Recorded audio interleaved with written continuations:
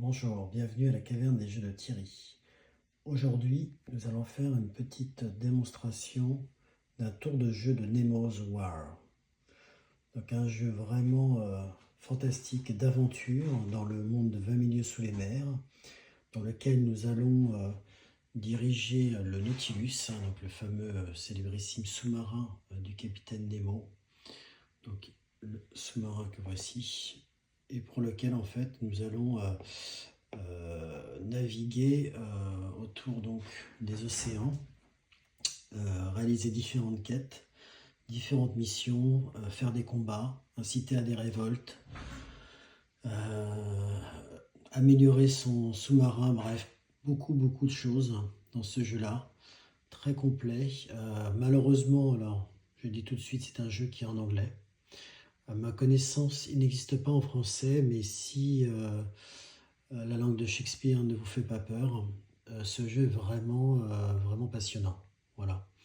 Alors là, je vais vous montrer en fait un tour de jeu, juste pour vous montrer en fait les principales étapes de ce jeu-là. Avant de commencer un tour de jeu, il faut quand même expliquer quel est l'objectif de ce Nemo's Wars. En fait, c'est une course au point. Et ce qui est intéressant, c'est que cette course au point va être orientée différemment en fait, selon les motivations du capitaine Nemo. Ici, on a une motivation en fait, d'exploration qui fait qu'en fait, selon les éléments, en fait, les aventures qu'on va avoir, on va rapporter plus ou moins de points. Ce qui est pas mal, c'est que par exemple, on peut ensuite faire une autre partie avec d'autres motivations. Par exemple, ici, j'ai la motivation anti-impérialiste. Donc là encore, hop, on va changer ça va changer en fait les statistiques. Donc, selon en fait les motivations du capitaine Nemo, notre jeu va être complètement orienté différemment. Donc, le tour de jeu en fait dans Nemo's Wars, c'est assez simple en fait. Il y a une phase d'événement, une phase de placement, et enfin le cœur du jeu. Donc là, on va réaliser les différentes actions avec son sous-marin. Voilà. Alors, ce qui est pas mal sur le plateau de jeu, tout est sur le plateau. Ce que je veux dire par là, c'est qu'il y a des rappels de toutes les règles sur le plateau. Donc ça, c'est vraiment pas mal fait pour ça. Donc ça, c'est vraiment très intéressant. Alors, la première partie d'un tour de jeu, c'est la phase des events, donc d'événements. Alors, la phase d'événements, c'est tout simple. Ici, en fait, on a un paquet de cartes aventure, alors qui aura été effectivement préalablement mélangé avec des temps forts qui ont été des différents actes en fait, qui ont été placés au cours de l'aventure. Donc là, le jeu est déjà commencé, donc moi j'en suis déjà à l'acte 3. Mais effectivement, donc on va, à ce tour d'event, tout simplement tourner la carte aventure, lire en fait l'événement de cette carte et appliquer les conséquences. Voilà. Donc ça, c'est la première phase du jeu. Ensuite, on retourne donc sur la turn séquence. Phase numéro 2, donc ici, le placement, le placement phase. Alors là, c'est tout simplement, en fait, on va lancer un certain nombre de dés. Alors au début du jeu, on va lancer 2 dés, et puis ensuite, ça va augmenter.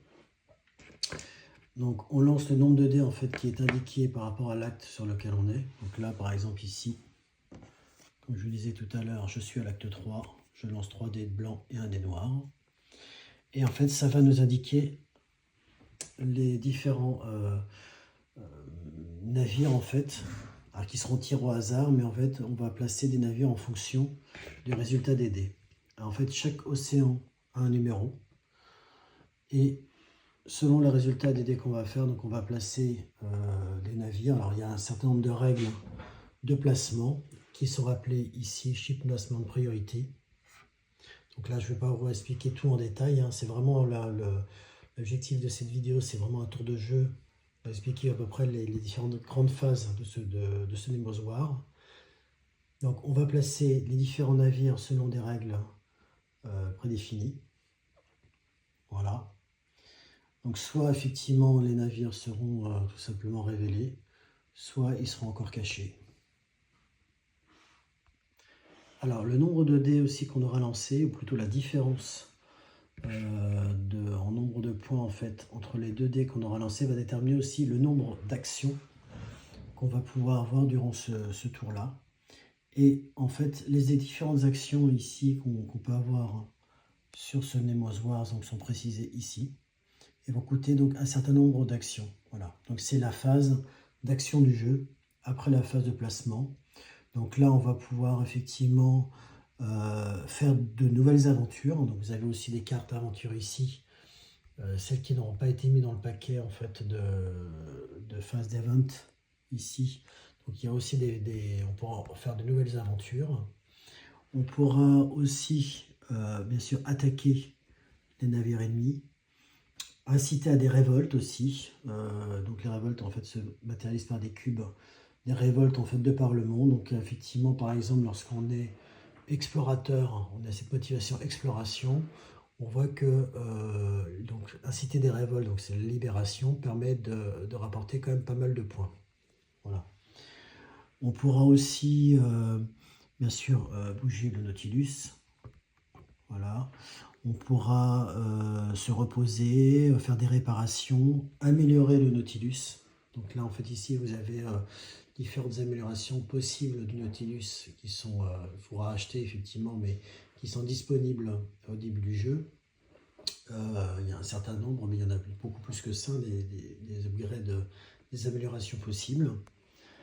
On pourra aussi en fait chercher des trésors. Donc, alors c'est matérialisé par ces jolies gemmes sur le jeu. Voilà. Donc beaucoup de choses en fait qu'il est possible de faire dans ce cœur de jeu. Voilà. Donc, en résumé, un tour de jeu de Nautilus, c'est une phase d'événement, une phase de placement des navires ennemis, hein, et enfin, un tour de jeu, en fait, un nombre d'actions qui sera possible de faire avec le Nautilus. Voilà. Donc, vous voyez, c'était une rapide présentation du Nemo's Wars. Franchement, je vous invite à aller chercher sur Internet, hein, si vous voulez avoir plus de précision sur ce Nemo's Wars. Donc, sachez quand même que, bon, voilà, il est en anglais. Mais vraiment, ça vaut vraiment le coup de l'essayer. Moi, je recommande fortement. Voilà. Merci d'avoir suivi ces vidéos et à bientôt.